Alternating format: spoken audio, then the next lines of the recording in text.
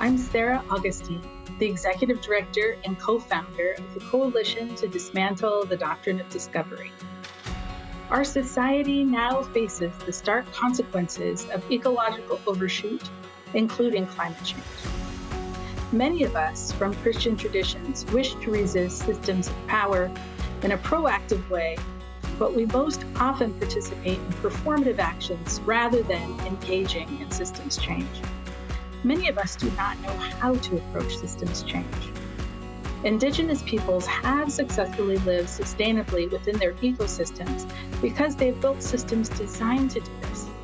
Let us consider together how we might do so by consulting with Indigenous experts.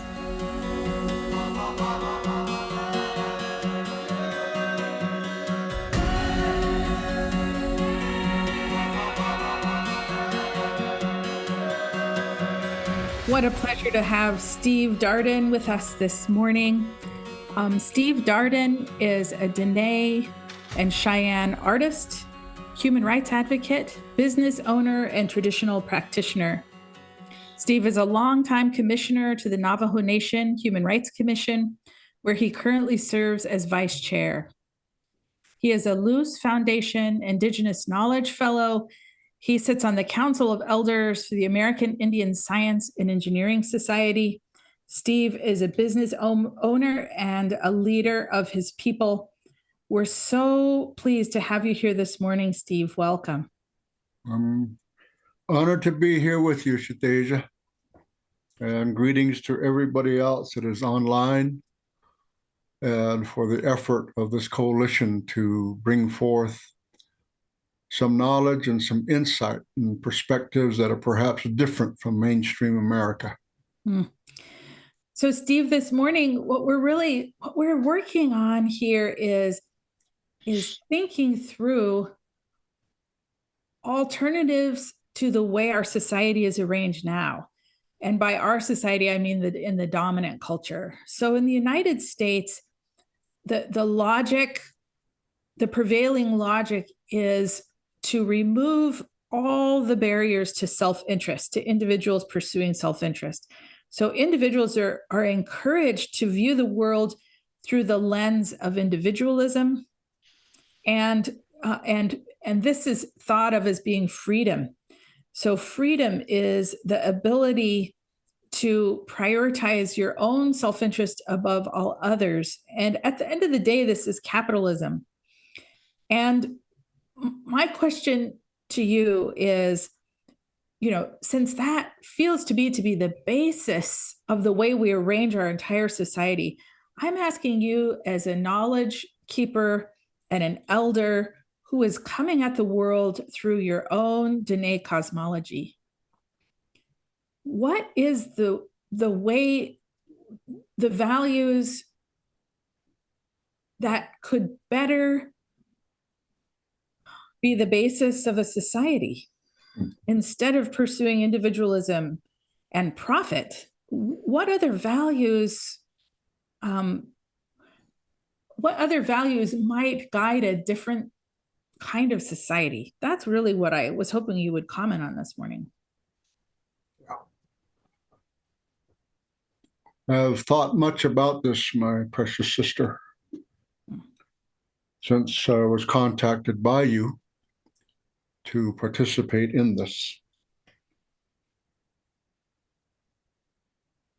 I cannot help but go down to my hogan that you had joined me in,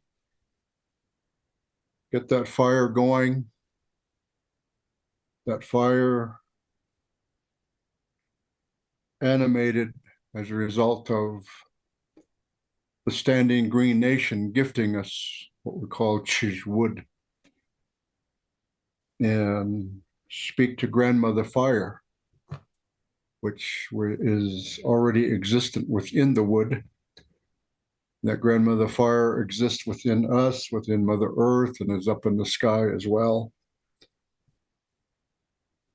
And ask for her ancient wisdom.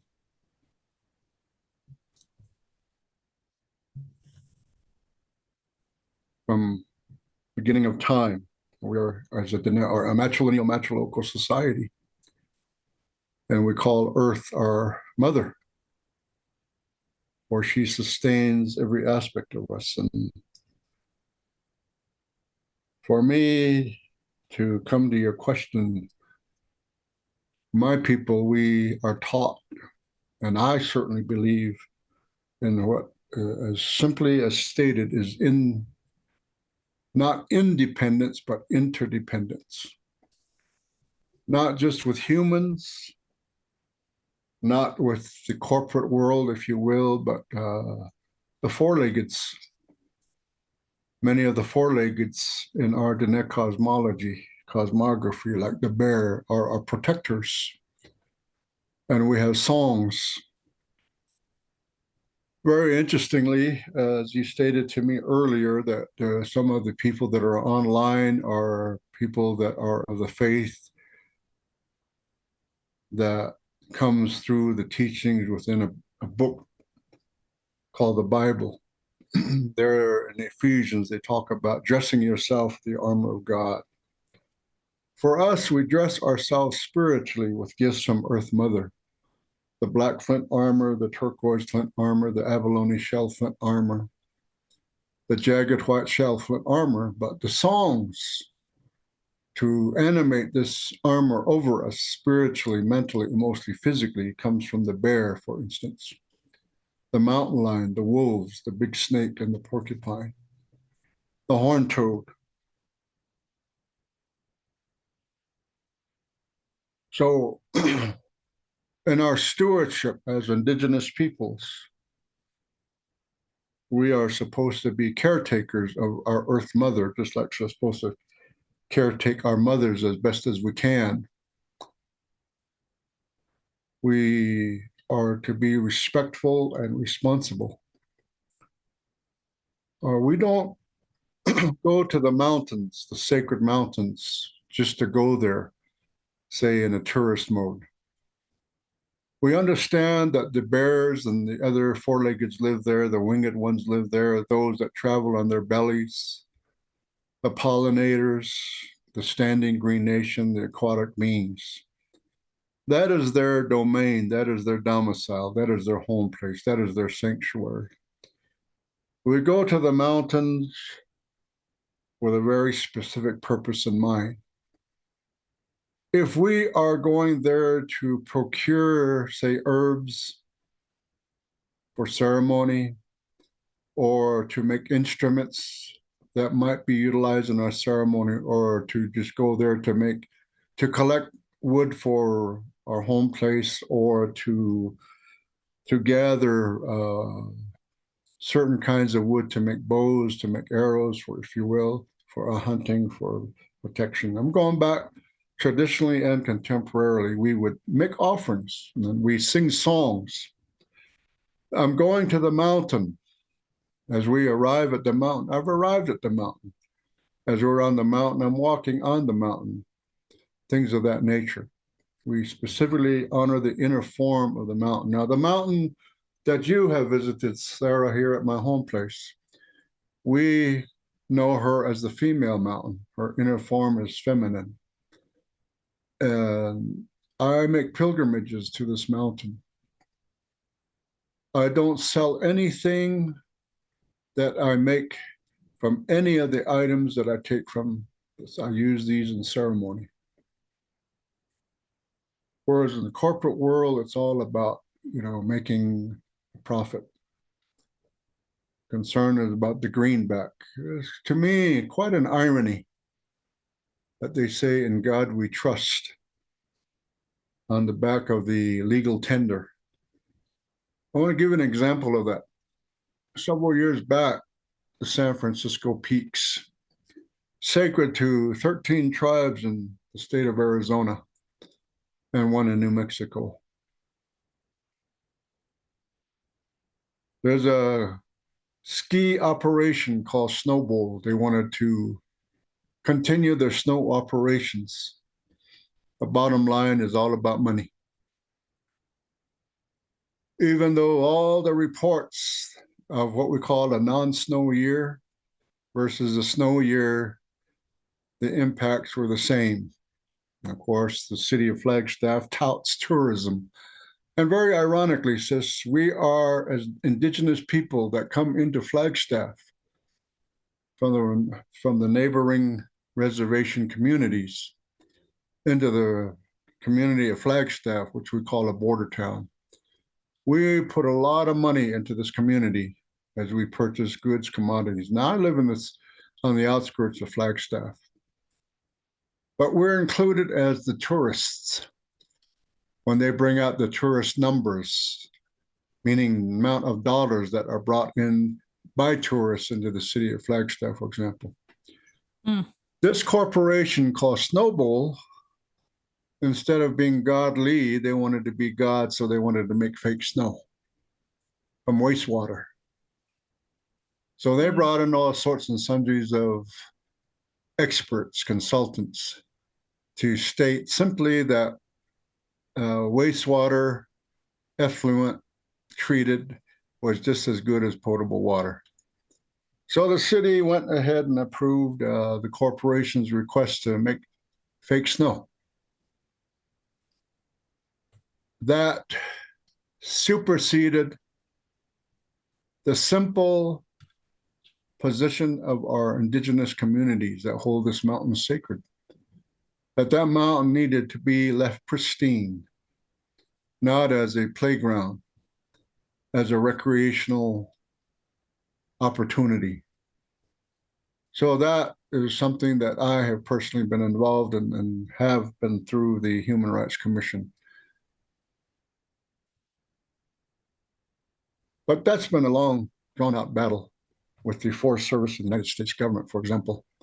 That's what we see from an Indigenous perspective, is that white capitalism always seems to supersede Indigenous interests. Your introduction that the Western world is based upon individualism and individual freedoms. The United Nations Declarations on the Rights of Indigenous Peoples, one of the most fundamental aspects of that declaration is what's called collective. The collective of Indigenous peoples, not just individual rights, if you will, not just individual human rights, but collective rights. That our territories, our Indigenous territories, were held as a collective, for instance, by the Diné Nation. Whereas in the non-Indian world, it's, and a man, you've been to my place. All the non-Indians that live around me have fences around their properties. And immediately then those fences are posted, no trespassing. You've been to my property. I call it my property because we pay taxes on it and so forth, but I don't have a fence. I don't have a no trespassing sign on it, or on the fencing. That's, if you will, a juxtaposition of how we feel. But also now it's interesting because we're now land back movement of the Indigenous people or Native peoples buying back properties that were theirs way before the colonizers came, and how interesting that that's happening through the corporate enterprises of the nations, like gambling operations and so forth. But to me, it's you've got to create, like for my business, my wife and I, we prayed extensively how we would establish the pursuit of our business. And we said, it's got to be based upon win-win-win. And if someone, particularly a human, loses in the equation of that interaction, it's not worth it. And so the businesses that we're involved in are created along that line. And we try to create an environment, if you will, through our Heart of the Earth properties, because there are people that are able to afford rent, but they cannot leverage a mortgage, especially if they live on the reservation, for example. They make more than what's called low income, so they are not able to get housing through the federal housing programs that operate within Native communities, for example. So we thought long and hard as to where is that niche that we could go into. So, but ours was based upon creating win-win-win interdependence, not independence, Deja. So I think that's sufficient, at least to the question, I believe, Deja. And if you want me to elaborate more, then I'll leave that to you to ask. Thank you, Steve. I appreciate that. And first, I want to tell you some things that I heard, and then I have some follow-up questions too. So I heard you say that the value, sort of a value that is a priority is interdependence, and not just interdependence with people, but also interdependence with, the standing green nation of trees and plants and so on that we're dependent on to provide us food. And then also with the four-leggeds and the pollinators and the winged ones. And we're interdependent with all of this. And that interdependence is a priority or a basis, a value that is a basis for a society. And you didn't say this, but I heard, that would actually be a more humane society, yes, and is the basis of the Diné people. Is that right? Yeah. Correct. And then a question that I have related to that is, one of the things I notice about individualism is that it's really kind of time bound. So it's thinking about what's good for me in my lifetime. It's not really thinking outside of that. So there isn't sort of a connection much to the people that came before or the people that come after. You know what I mean? So if I'm pursuing my own self-interest, then I'm not accountable to the people, my descendants, for the way I behave now. And I wonder if you would be able to talk about that from the cosmology that you're coming from. Yeah. I'm going to put my hand up, my left hand, and share with you. The thumb represents me. You bend the thumb, the part of the thumb that has the thumbnail, we say that one is our mother. The part that's attached to the hand, that is our father. Their union in the act of procreation created me. In a manner, we don't have I in our language. She is what means me. I was taught to pray she do simply meaning that when I look at my hand and I look at the other digits, the other four digits are the earth, the air, the fire, and water. The sacred elements, which is my body. My body is of the earth, the air, the fire, and the water. All of these are within me. These are sacred and divine elements of life. They are my body, my life, my mind, my soul. These were all free at one time. They've all now been commodified. My great-great-grandmother shared with me that one day I would see all of these being commodified. There first was the earth. One day in Los Angeles, California, I'm asked to do a presentation at Native American Center.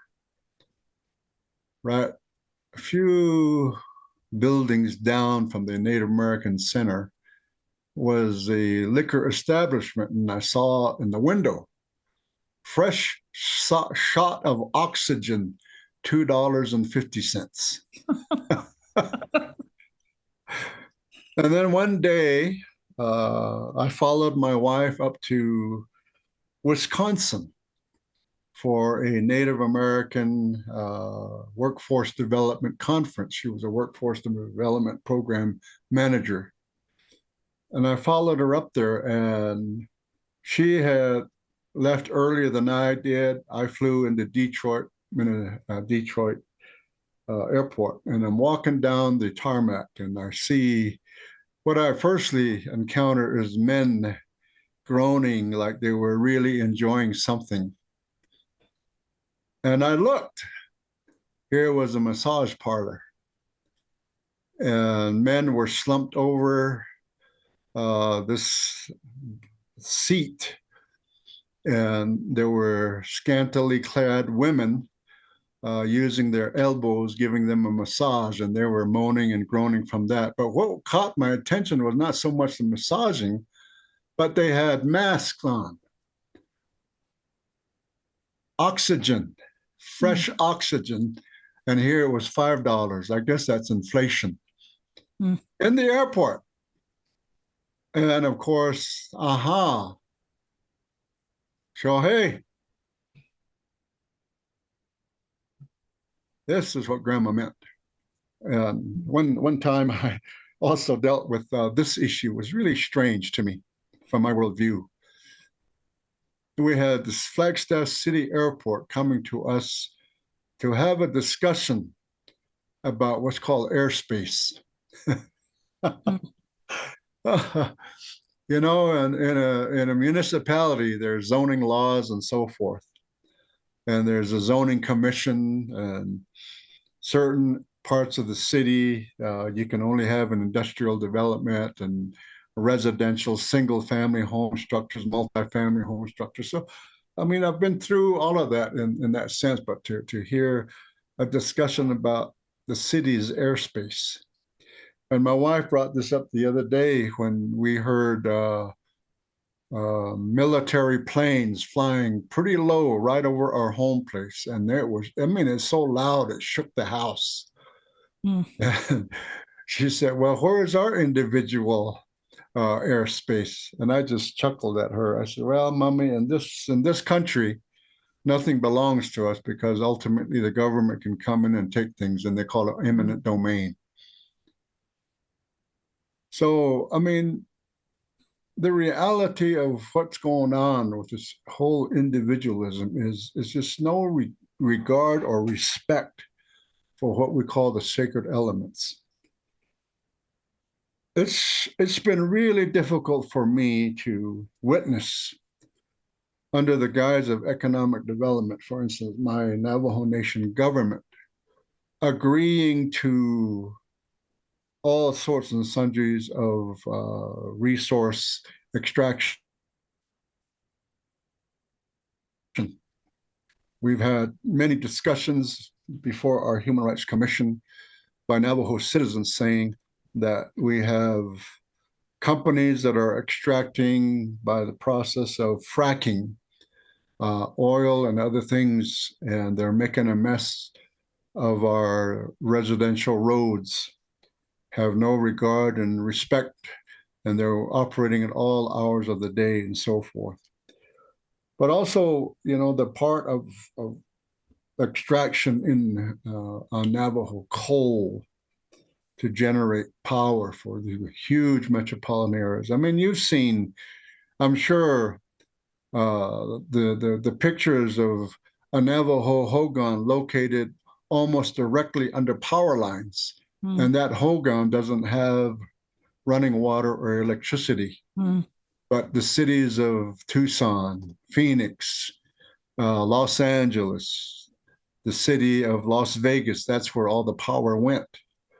But I mean, that's the kinds of things that we have seen in our journey. And it's really, in many ways, frustrating that under the guise of economic development, we're seeing these sorts and sundries of things. Years back, we saw Navajo Nation forest products industry. Now, just recently, we saw we read a story that the Navajo agricultural products industry, a huge farming operation of the Navajo, has gone to bed with the Cook brothers, multi-billionaires, who are, as I understand, Republicans, people that back one of their candidates that's running for president of the US of A today, and how they do something scientifically to the seeds to what they call it genetically modified. And where this is troubling for me as a traditional practitioner, one of the most significant offerings that we make to our holy ones in our prayers and our supplication is corn pollen.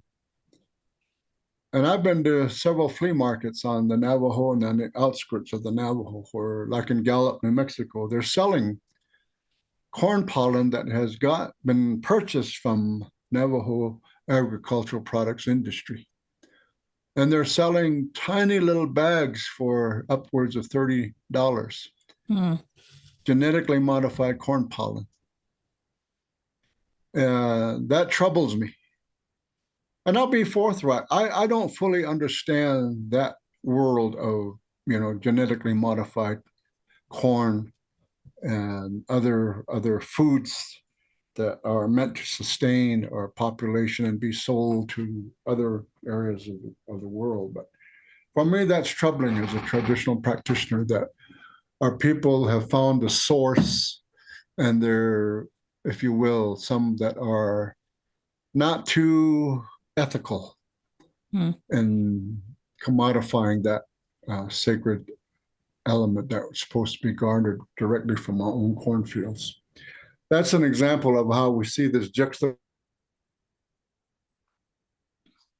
of individualism and interdependence. But I go back again, my dear sister, that we are supposed to be stewards of our Earth Mother. And we are supposed to think back into times of our ancestors. What did they pray for us? I tell relatives who tell me, I don't know what to do. I say, I know you don't know what to do, but if you did know what to do, what would it be? To me, I just believe they're being lazy. And I tell them that the ancient memory is encoded into their nestine, their DNA, that memory, we just need to get out of our own way to bring it forth. And I don't think our elders, our ancestors, prayed that we would devalue just the simple, pristine nature of the San Francisco peaks. And that we should devalue Earth Mother. I see our Navajo people working all sorts and sundries of jobs, and sometimes I see them digging up the ground with a backhoe, and I wonder, did that Navajo person make an offering? Did it even acknowledge Earth Mother for her gifts? Did it even acknowledge that I'm digging this for the purpose of building a home place? I need to dig for a place to put the footing, for example, for a home, things of that nature. That's where I'm at, my dear sister, is on my little place here.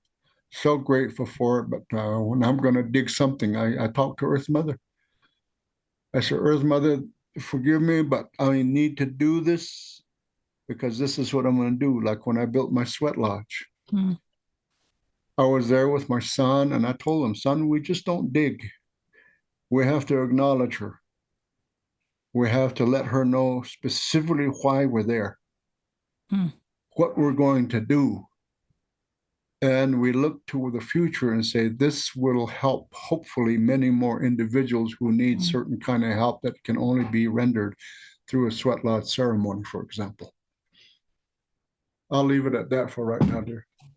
So to me, what I'm hearing, Steve, is that this is really a function of reverence, which is this acknowledgement of our interdependence. Oh, yes. And yes. so you're talking about these sacred elements being commoditized, the air, the earth, the Fire, water. the water, and the fire.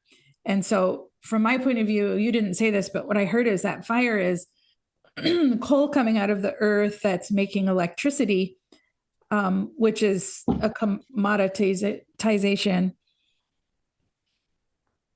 and that commercializing these things, turning these into commodities for profit, is actually undermining this natural state of interdependence. It's mocking it, but it's also creating, you didn't say this, but I heard, an impossible situation, because it's taking sacred things and making them, well, things that can be bought and sold and trashed. Yeah, absolutely. I'm going to give you an example of one commodification of fire. A forest fire fighter,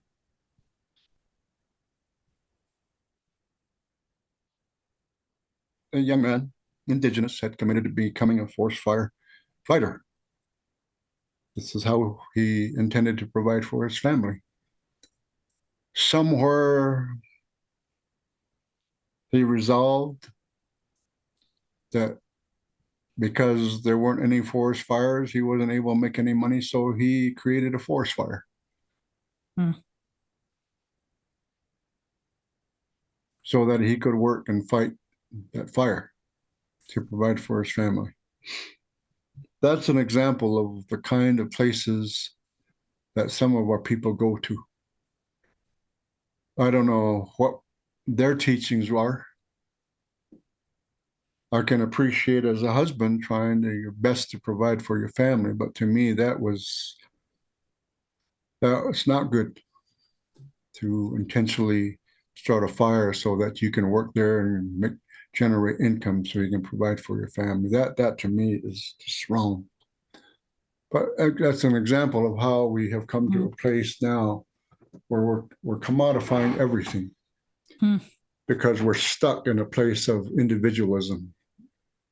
Maybe not so much in the sense he's trying to provide for his family, but still, collectively, there was no thought for the animals. There were no thought for the trees. There were no thought for all of those things that rely upon that standing green nation, for example.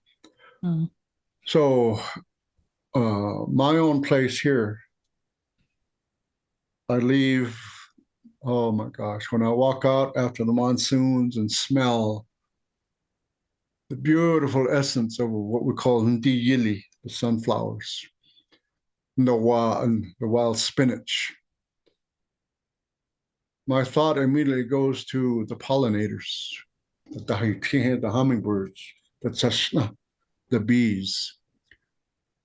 And most of the people around our area, they almost move immediately to start cutting because of the recent fears of forest fires. We've had 2 significant forest fires on our mountain here, just to the west of my home. So they're kind of living in fear. So, but I leave mine up thinking about the pollinators and how I need to be a part of that. The other part for me is just, it is so amazing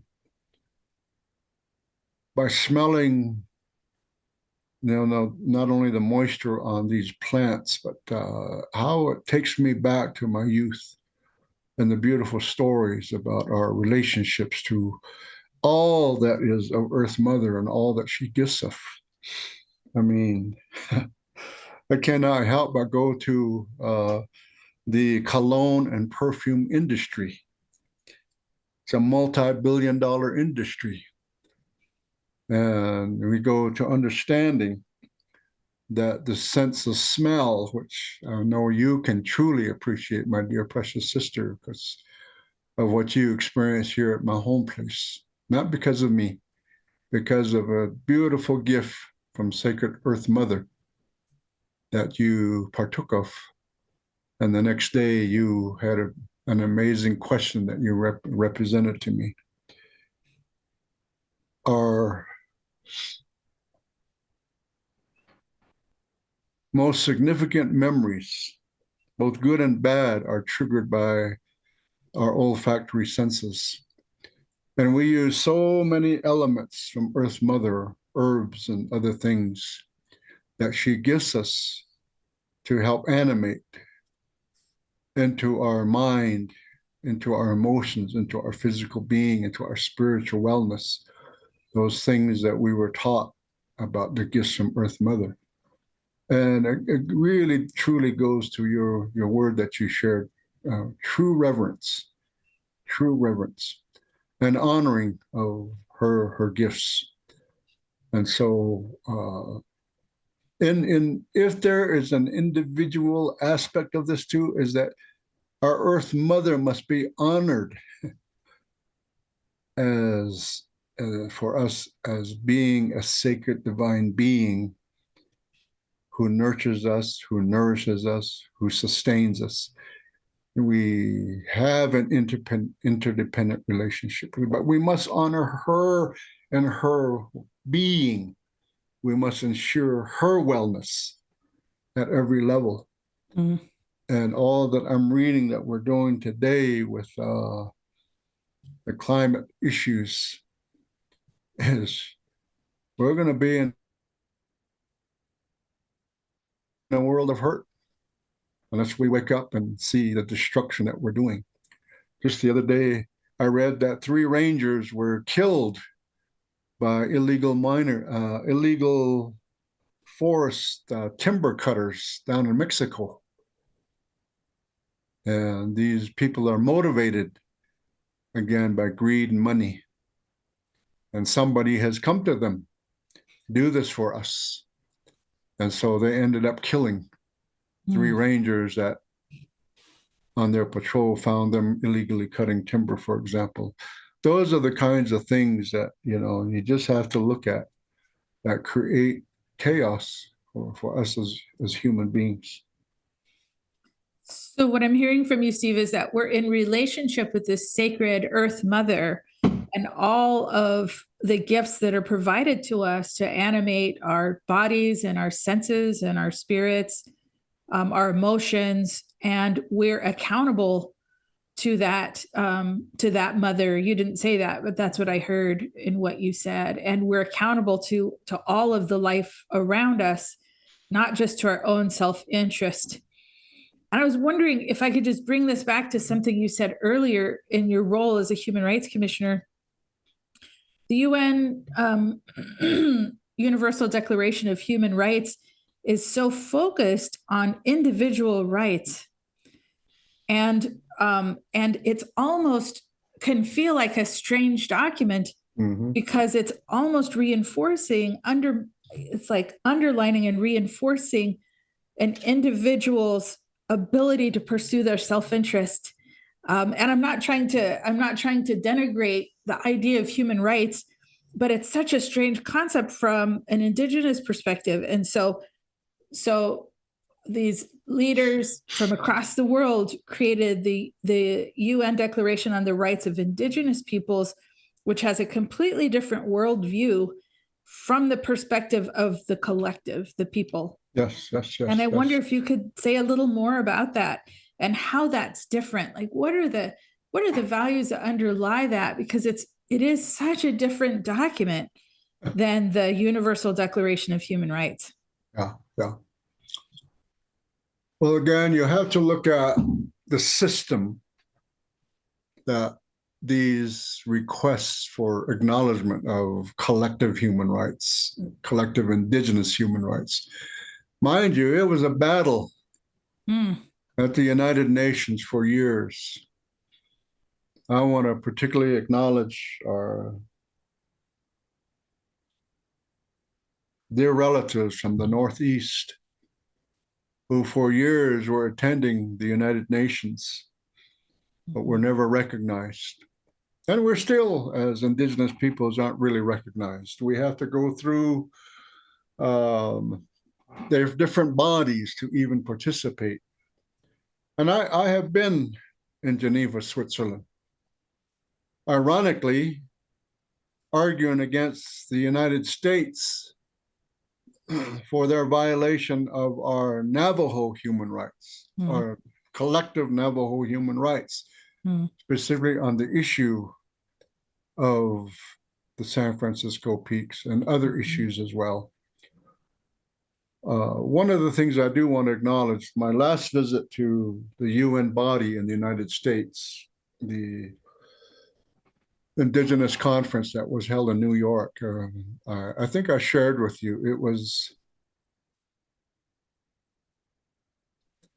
quite interesting to observe. We as a delegation from Navajo had to go to one facility and get our badges and then go across the street a ways and then go through security. And our indigenous peoples that were there dressed in their beautiful traditional attire from their nations. Some of them were wearing jewelry like my people. And were literally being forced to undress. And I was taken aback by the whole process. That I think I made the comment to you that one day the colonizers looked upon us in our nakedness. And they were ashamed of that, and they called us heathens and savages and so forth. And thus made us dress up. And now here at the UN, going through the security gates, they're making us undress. And I kind of yelled out, "What an irony! What an irony!"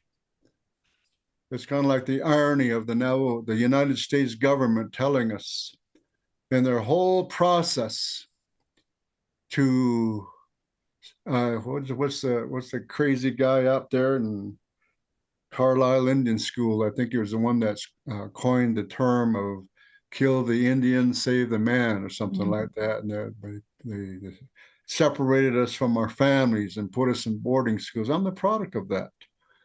Not to have anything to do with our language, to learn everything that was red, white, and blue English speaking only. And yet they come back to our Navajo people to use the Navajo language during World War II. When they were afraid they were going to be run over by the enemies, they came back to us. Those are the kinds of things that we have endured. And to me, what's going on at the UN level is the same thing.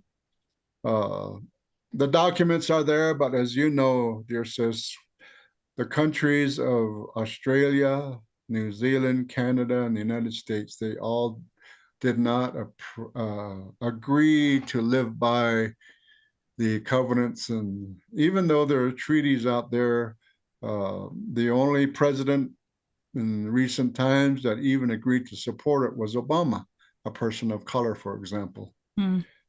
So again, the particular environment, the particular institution that these instruments go to, they all operate by the colonizer mentality of individualism. And so their attorneys, they try to skew it that way, whereas ours is collective. But one thing that was wonderful for me at this last visit to New York and the United Nations is the declaration for the decade of the indigenous languages. So we're hoping to have a conference in Albuquerque, New Mexico, to discuss our efforts, indigenous efforts to save our languages. Because there are people who are linguists who teach Navajo language are saying that our language will be non-existent in another generation. And so there's moves by indigenous peoples collectively throughout the world to save their languages. So, I mean, hopefully these kinds of institutions like the UNN can help us to leverage the resources necessary to help to save. Because there are some, as you've heard me in prayer, there is a sacred language of how we identify and truly present reverence to Earth Mother, to all of the elements that are of the atmosphere that's just generally put into Father Sky, water, uh, even fire. Mm. And again, for us, we are sacred and divine spiritual beings, and we're here for a human experience that is very short-lived. But in that time, we should do everything we can to be stewards of Earth Mother and not commodify every aspect of her being. Mm. I mean, it's sad because it goes to the whole human trafficking of organs. Mm. The terrible things that we're reading about, these places where people of color, the ones that are impoverished, are being murdered, if you will, but prior to that, having body parts removed. Mm. That's the insanity that we're going into, because our people sadly don't have that basis that we had traditionally. Mm. Because so many were removed from their families, removed from their homes, and put into institutions of higher learning. And in this country, for example, the United States actually minted a coin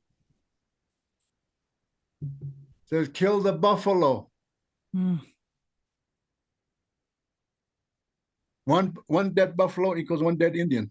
Mm. They attacked our commissary. In the Navajo, the livestock reduction program is that. Mm. They kill thousands of sheep under the guise of overgrazing. Mm. Who are these people to make that kind of determination on our behalf? Mm. Traumatize our people to witness what they had raised lovingly. Mm. Things of that nature we've endured, my dear sis. Well, I'm thinking about I wanted to I have one comment and then I want to ask you to explore another question with me. So I'm thinking about how the United Nations system as a system, it's really created to create a platform for states to interact with each other. It's not really created for communities to interact there. It's a legal mechanism so that states have the opportunity to connect with each other. And there really is no venue for communities to hold their nation state accountable. There is no jurisprudence in the world to do that. And so the UN system is really it's designed by I colonial absolutely agree, and I powers. recognize that. Again, our people. Yeah. Yes. Again, that's where I go to the simple fact that Indigenous people who want to be heard up there are generally not allowed to be heard up there. If they are even allowed to be present at the UN meetings, they have to go through NGOs. So true. And so it is we were talking about your experience of the UN being a dehumanizing space, and many of us go there because that's it's what we have, but it's so dehumanizing. You go into this huge cement structure and it's like you're not even allowed to speak in a genuine way. I mean, anyway, I wrote a song about it, Steve. I'll play that for you sometime. Oh my gosh. Anyway, I wanted to ask you about you were talking about that scripture from Ephesians and preparing oneself spiritually and using the spiritual garments to engage with the world. And I wonder if you could just tell us about that. And I'm not asking you to share things that are not appropriate to share. That's not what I'm asking, but I'm wondering if you could help us understand why that's important, because I also think it's useful to think through why this kind of spiritual preparation is important for everyone. It's part of who we are as spiritual beings. I wonder if you'd tell us a little more about that. Well, absolutely. We're seeing the monster really alive and well today throughout the world, but particularly in the United States, where one race is superior. And in this country, it's the white folk that believe that they're the superior race. And sadly, the ugliness about all of this is coming forth from a whole number of avenues. And so energies, both positive and negative, we walk among these energies.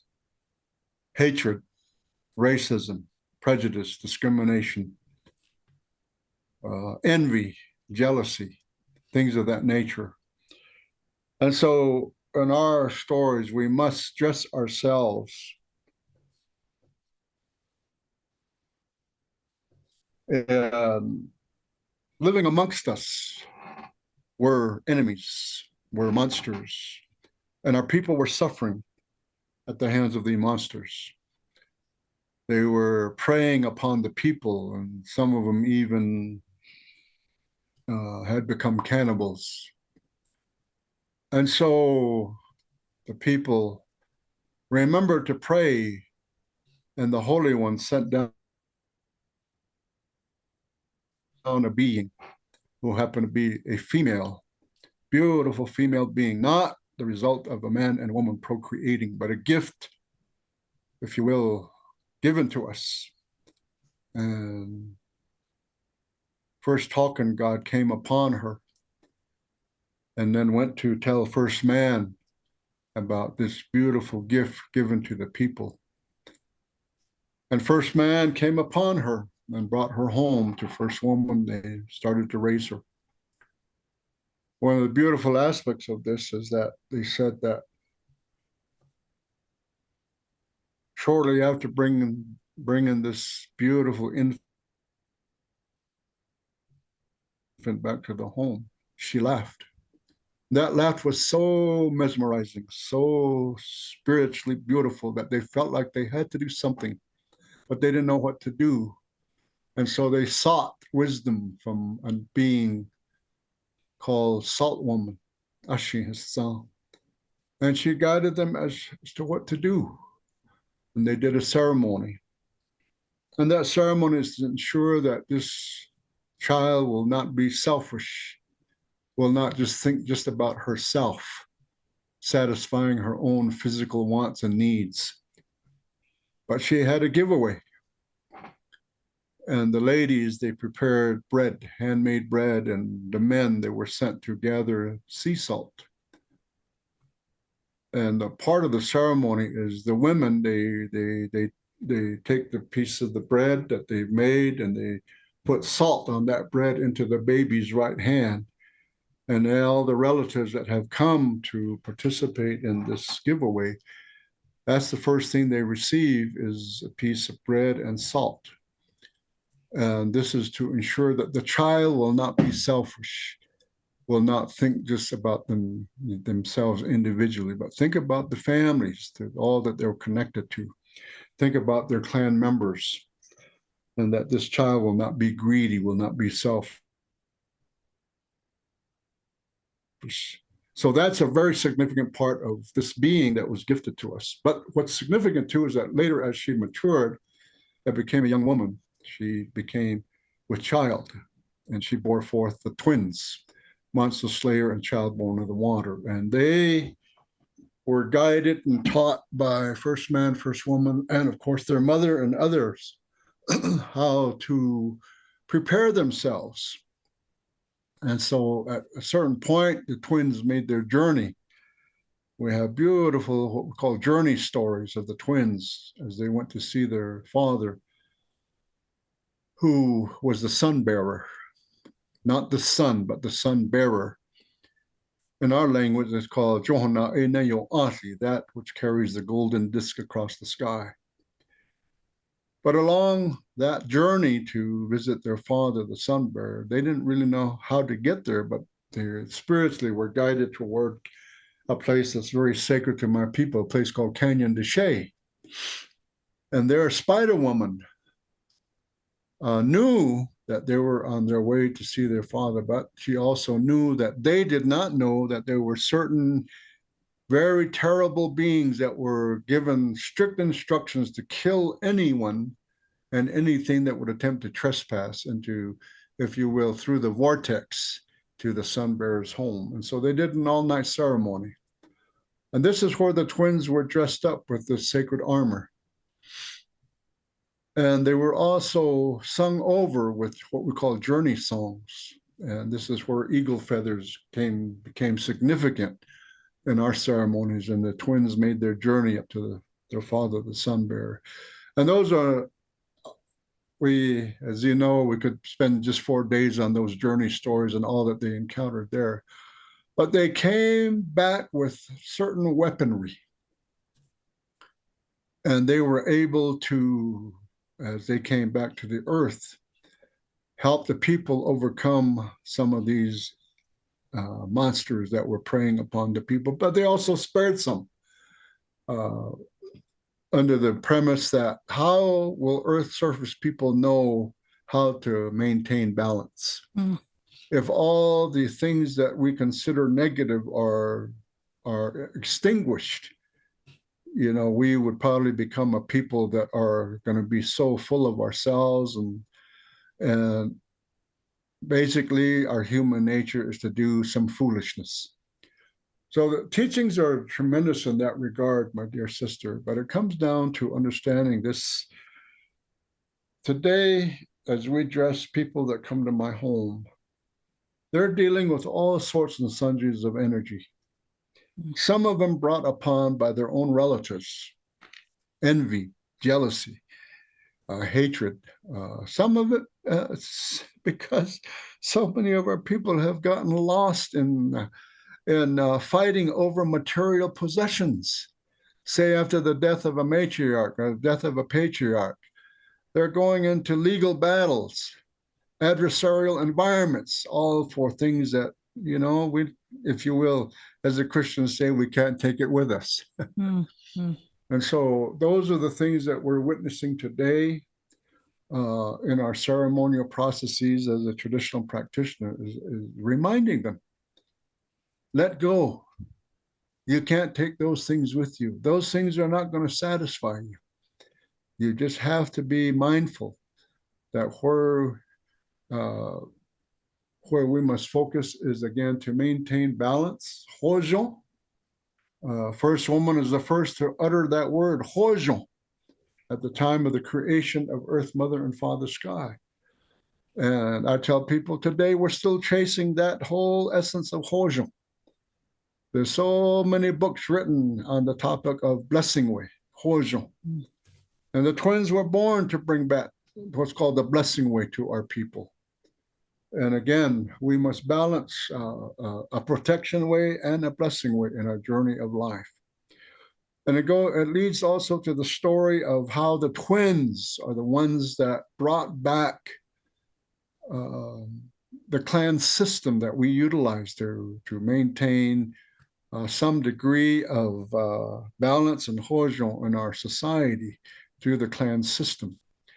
And they were sent as emissaries to their mother, known as Changing Woman. And prior to that, she was White Shell Woman.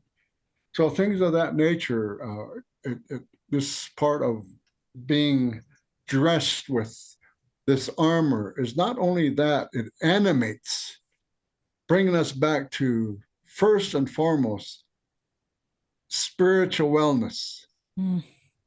I work a lot in the treatment arena, dealing with in treatment facilities where Native people of color are sent by the court system or by various institutions. And that's one of the things we tell them, is that you must get a healing for all of that which is spiritual, of who you are first and foremost. It cannot just be mental, it cannot just be emotional, it cannot just be physical. It's just like going to the doctors and treating you for the symptoms. Now, in that traditional way, we have to come to the cause of it all, okay? Instead of the symptoms of it. And that's where this whole process of ceremony is involved in. I guess the term would be that there's two aspects of holistic, the holistic and wholistic. In Navajo, we say we combine those, kind of the duality of that, but they're not really duality. They're one and the same. It's like pain and pleasure. They're almost the same. Hard to discern and distinguish between them both. Yeah. Steve, I want to thank you for taking the time to share this with us today. And I want to thank you also personally and Rose, who your beloved wife, who's with you and everything. And I know that I want to salute her, and Thank you. she's with you even though she's not there. Making it possible for you to be here today. And Steve, I love you and I revere you. I respect you with such deep respect. And I'm thanking the Creator every morning when I'm praying the way you taught me how to pray, thanking the Creator for you and the Creator that I can feel right in the soil in the way that you showed me.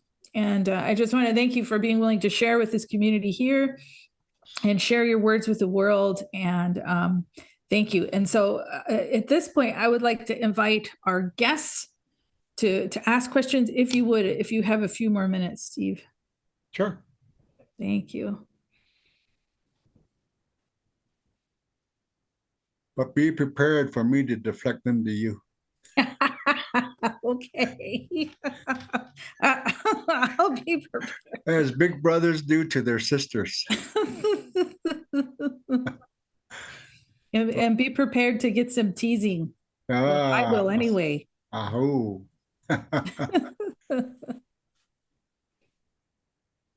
Steve, this is John. Hello, John. And I so appreciate just how you integrate so much together and make sense of so many things, and appreciate the deep depth of your own understanding. A question occurred to me that I would like you to respond to. Is our sacred Earth Mother forgiving? Is our sacred Earth Mother energized to renew when we have remorse and seek healing? Great question.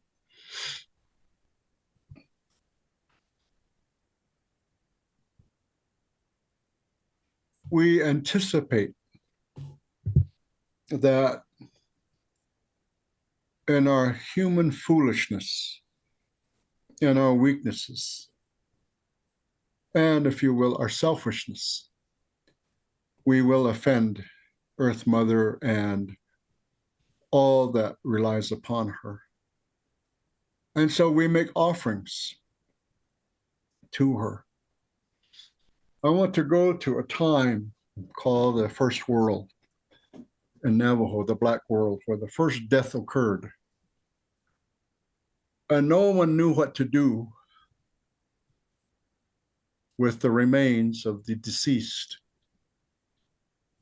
It is said that they sent word to each of the directions, and no response was received. And there was kind of a murmuring amongst the beings in that first world. And so Coyote overheard this murmuring and came and questioned, like you just asked, John, what's going on, if you will. And he says, I want to help with what's going on. And no one had ever experienced anyone's death. And they tried in their own physicalness, if you will, to ascertain what would be a process. And it was the wind spirits that came from each of the directions and guided Coyote as to what to do.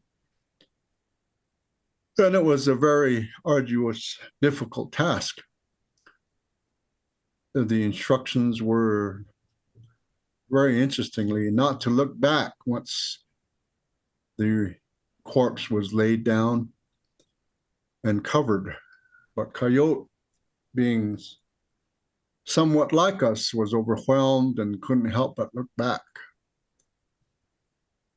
and had forgotten a certain aspect, a significant aspect of what was to be done.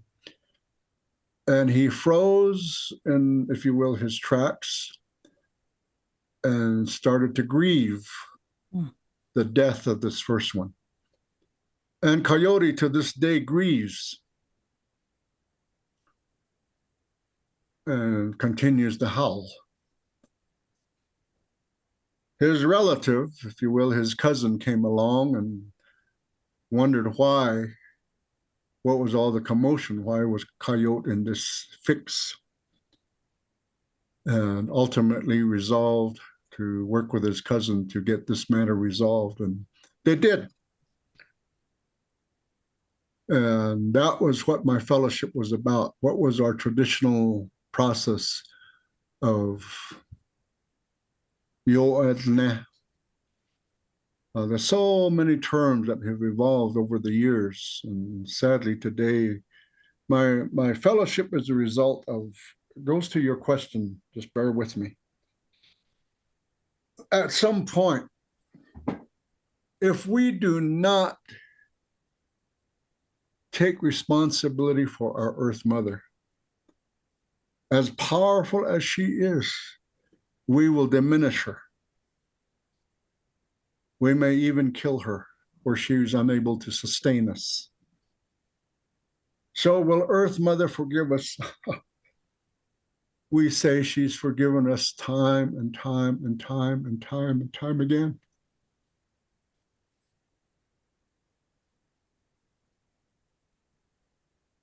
My elders, they say, we have scarred her so much, we are starting to look like her. We have scarred each other. As a former judge, I saw scars on women. I saw scars on men. Domestic violence, assaults, and other things of that nature. But Grandma had a very interesting view. She said, what you want in your journey of life is to look more like Mother Earth. Not with all the scars, certainly, but with all that she represents. That is beautiful. But sadly, we seem to be on a path where she may not be able to forgive us much longer. When I was in the midst of COVID, as we all were, I spent numerous hours down at my hogan on the bare ground, reflecting on the ceremonies, the songs, the prayers that I had learned as an apprentice to my grandfather. I sought deeper meaning. I sought answers that I had never really asked. And things were revealed to me. I gained knowledge, yet I don't yet quite understand it. Some of this I shared with my sister. I didn't know who I could go and share this knowledge with, what was revealed to me in the crystals, for example. I asked, when was the first time that this song was rendered? Who was it rendered for? Who is the one that was gifted this song? What was its purpose? I came one day out of my hogan late afternoon and I looked upon the mountain, our beautiful female sacred mountain. And I tell you what, there was a transformation. And it took me to the story of Christ going up on the mountain and being transformed, and then he went on the water and he was transfigured. I don't in any way say I was transfigured, but I was sure transformed, because that day, as I looked upon that mountain, the simple first mountain song I learned became even more significantly powerful. And I rendered the song so differently, so impassioned. I just looking at her, and therewith I couldn't help but utter, please forgive me for not being the steward. And then I collectively said, please forgive us for not being the stewards that we are supposed to be. But I say to you, John, she has forgiven us for eons and eons and eons of time. And I remember in that moment that I was revealed something significant. I was scolded by the holy ones. And I was shook to my core. and shed tears because it was the truth. Hmm. Even you are not making the offerings that you're supposed to be making. We've been waiting for you. We've been looking for you. And it was true. I had not been consistently making my offerings. In the early morning, we were supposed to offer white cornmeal and pray first and foremost for our mind to be reanimated, to be awakened, so that we could plan and organize for the day, not just for ourselves, but for those that we're connected to, so that our life might be flourishing. And those sacred items and foodstuffs will, like the corn, the squash, the beans, and our sacred tobacco will nourish us, things of that nature. And in that moment, or those multiple moments being, because I chose to go to my Hogan and sit on her and truly reflect upon my relationship to these sacred elements, that I was re-educated. I was, oh my goodness. I went deeper than I'd ever gone before, and I became out of there more zealous. And since then, the people that have come to my home place with all sorts and sundries of issues, and as people label circumstances, situation, problems, difficulties, challenges, I find myself at another level. I won't say higher or lower. It's just, I just recognize it as a level. It seemed like I've been able to discern something at another level that has really helped me to help them. I think better help them, if you will. It was not all just about me, but I had to go there to be able to say what I'm just saying to you, John. And so I go out and I do my best to make my offerings to the holy ones. And for us, one of the things in the first world that happened is Coyote was so exhausted by this whole process of effecting this burial. It wasn't a burial in the ground.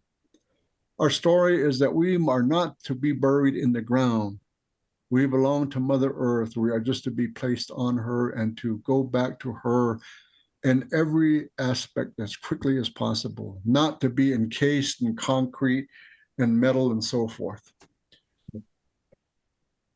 Coyote went to sleep on a certain hill, and there he dreamed, and he was told that in this world today, we as human beings are to do two kinds of ceremonies. One, the first one was an offering regularly to Earth Mother, not only of the white corn, the corn pollen, or the yellow corn, but also the sacred gemstones, which are the same as the black flint armor, the turquoise, the abalone, and the white shell, but also coral, to make offerings to Earth Mother. And we would do this by pilgrimaging to the mountains and make offerings in places where water flows or spring, or at the base of an evergreen tree. Now that was, if you will, an offering of atonement. But that's in the process of preparing for that journey. We would also pray for rain, for moisture to come upon our Earth Mother so that it can replenish our lakes or aquifers and so forth. So yes, we definitely believe that Earth Mother has forgiven us time and time and time and time upon. And there's going to be a time that she's not going to be able to do that anymore, because we're the ones failing her. Great question, John. So, Steve, I know we're at the end of our time here. I wonder if you'd take one more question. Sure. From Melissa. She says, I can't unmute, but I'm wondering if you can say more about the effect of values. I guess that means if you could say more of the effect on the values of the Diné being matriarchal, matrilineal.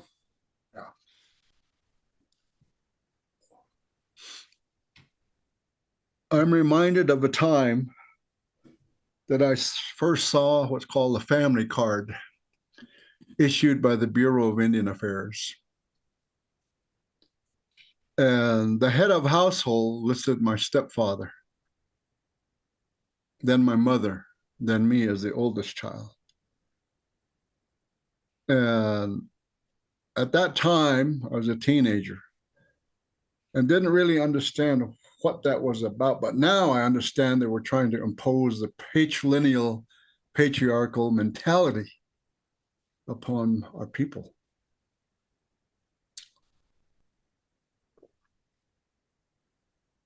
It's just, I've seen at this time in my life so many attempts by the government, and again to us, the Navajo Nation government system is almost an exact copy of the three-branch system. And how, for example, our Navajo Nation Council for years has had nothing but men. I say the men were hypnotized by the Western system that women cannot be leaders. And so we heard those arguments for years. Now we have a council where about half of the council members are women. We have, this last election, many women who came forth to run for the president of the Navajo Nation, which has been for years men. Now, mind you, back to the Indian Reorganization Act back in the 20s, a guy by the name of John Collier, they discovered oil on Navajo land. And so they gathered and invited men only to help negotiate or literally just sign the documents to give permission to oil companies to do the extractions. And then they held a constitutional assembly. No women were invited. Men being men, they set themselves up as the first Navajo tribal council. Prior to that, to negotiate the oil leases, they invited 3 men, and they became the Navajo Business Committee. Again, because it was men inviting men. John Collier, a colonist from a patriarchal system. His mentality was, women should be at home, cooking, making babies. The men should be the leaders. So that was a complete reversal of values from our matrilineal system. We're seeing a lot of our individuals coming back to understanding we are matrilineal, matrilocal society. We trace our bloodline through our mothers. And a lot of instruction now being held in public schools and boarding schools where the clan system is being taught and how this is an underpinning of our social structure. So yes, there have been a lot of adversarial relationships over the years, but all imposed upon our people from outside. Again, at the signing of the Treaty of 1868, you'll see that no women signed the treaty because the men hypnotized themselves that only they could sign. But secretly, the men always sent word back to the women, what do you think? And the women gave their opinion and the men followed. But again, they had to kind of, I guess, do it in secret. But again, that if you just really look at our history, it's just kind of crazy. The patriarchal, paternalistic systems have tried to impose upon our way of life. Government, same way, every other aspect of our lives, they try to impose that.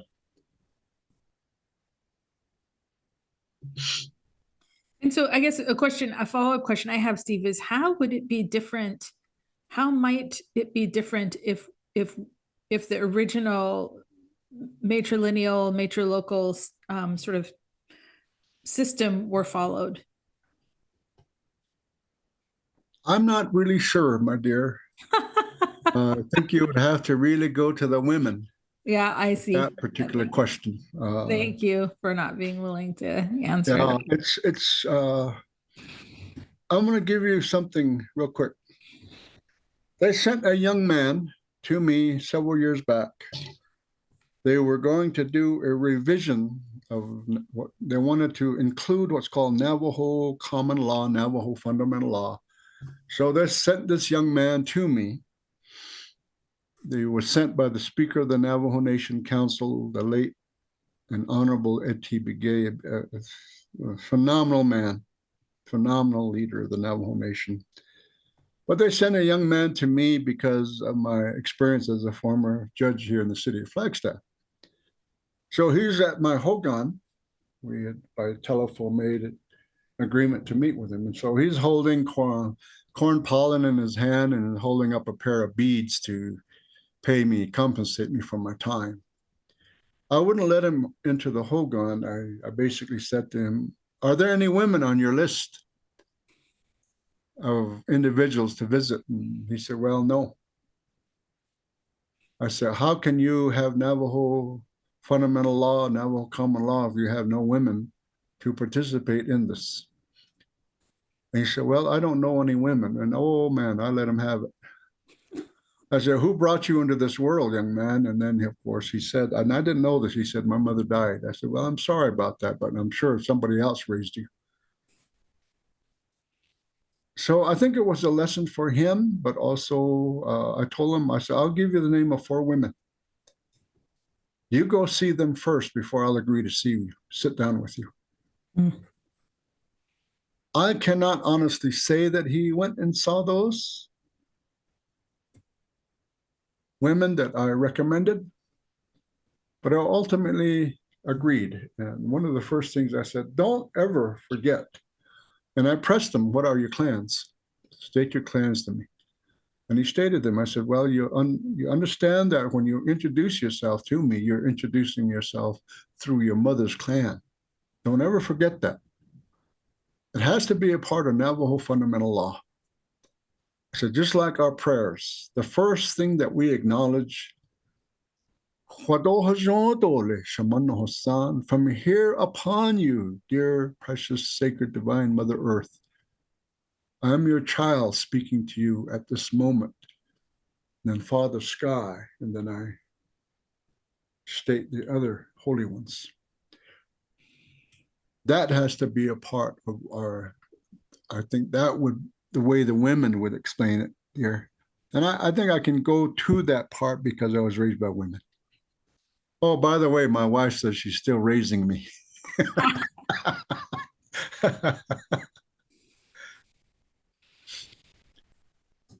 I'll tell you what, Dr. Jennifer Diné, she's a self-proclaimed Navajo feminist.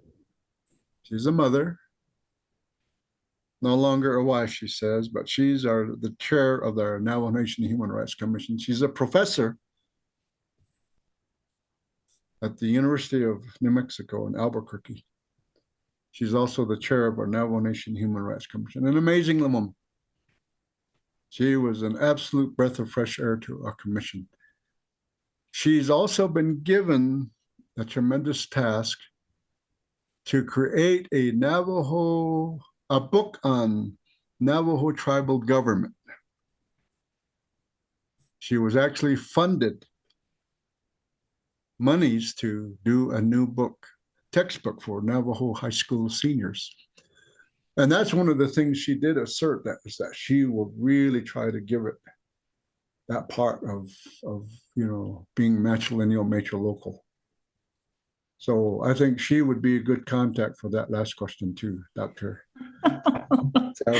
We will definitely be following up with her. Thank you, Steve. And thank you for your willingness to be so authentic and open with us. And I want to acknowledge the time that you committed to today and say that we're at the end of our time. And I am so thankful to you, Steve, for being willing.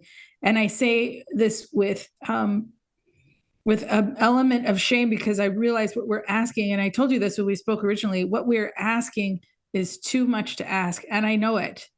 And yet you're willing to show up and be part of this, even though in my shame, I know that it's too much to ask. Yeah, You it is. still- I participate in all of, if you will, going back to that word, liberty, Mm. of being an American citizen in this country, and some beautiful aspects of it and other aspects I abhor. But I mean, it really brought much thought to all the different things. I went in to try to understand Walmart as a corporation. I read the biography of Sam Walton. I read the biography of another multi-billionaire, Sam Pickens from Texas, and others. A New Zealand multi-billionaire who was a high school dropout who wrote an amazing book called The Learning Revolution, the Advanced Integrated Learning System. But he did it because he connected with a woman from Northern Arizona University who was an anthropology professor. And it was really an amazing book because it talked about how 90% of high school dropouts are kinesthetic learners. And that's what I am. I'm a kinesthetic learner. And the American educational system is so focused on visual and auditory. And people of color, we are very connected to Earth Mother, to our oral traditions and our stories. But our grandmothers, they used their sacred fire stick, and they would do illustrations on the ground. We have our sand paintings to represent, and their colors in those sand paintings to represent to us the articulation, if you will, of the sacred mountains and the colors. And so we had that there. Of course, the songs and the stories were all connected. Now, I think what got us to this point, we utilized all three of those, but very strongly focused upon the kinesthetic, the actual experiences of that. And that's where it's so different with the matrilineal. There's talk about genuine. The majority of the elders, that's where they really are connected to Earth Mother there. Yeah. And it's my commitment to you to try and use what you shared in a good way. We hope to share this with many, many people, and a call to repent, and also to creatively explore how we can learn to be human beings together, in this journey that I have been on many years with you, learning how to be a human being. Thank you, Steve. I love you, Deja. Love you. Best Love of my you. nephew. And when you get to see your husband, pinch him for me. I will. Tell him he don't get a hug till I meet him. I'm gonna admire his mustache for you. All right, please do. Thank you all, dear relatives. Thank you for allowing me to share.